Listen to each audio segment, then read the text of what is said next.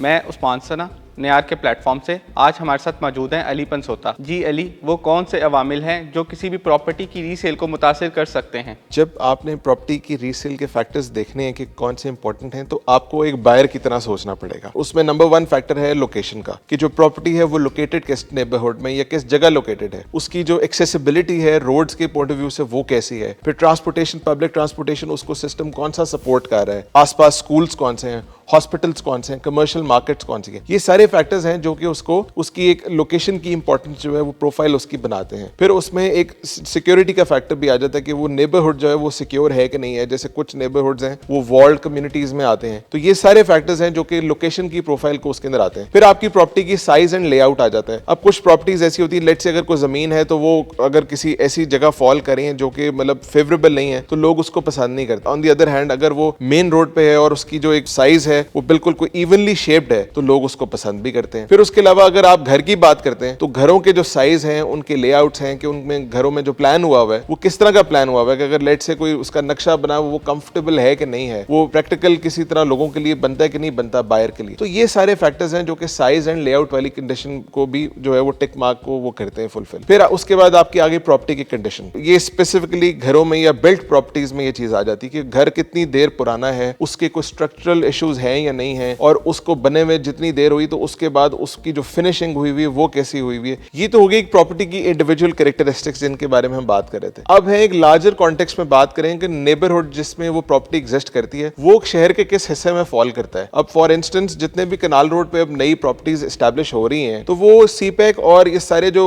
Expressway corridor की वजह से उनकी प्राइसेस बहुत ज्यादा बढ़ गई हैं, क्योंकि लोगों की डिमांड सारी की सारी इधर आ रही है, क्योंकि नेचुरली इकोनॉमिक एक्टिविटी जो है वो कनाल रोड पे होने वाली है फ्यूचर के अंदर। सो वो भी एक बहुत बड़ा इंपैक्ट है जिसकी वजह से लोगों की एक इर्द गिर्द की जो डिमांड है हाउसिंग की वो बढ़ जाती है। तो अब एक तरह से अगर बायर के पॉइंट ऑफ व्यू से देखें तो जितनी भी डिमांड है वो अब कनाल रोड की तरफ कॉन्सेंट्रेट हो रही है। बट अगर हम एक प्रिसाइसली प्रॉपर्टी रिलेटेड बात करें तो यही फैक्टर्स हैं जो कि मेन रोल प्ले करते हैं कि if the buyer wants to buy the property और नॉट। Thank you.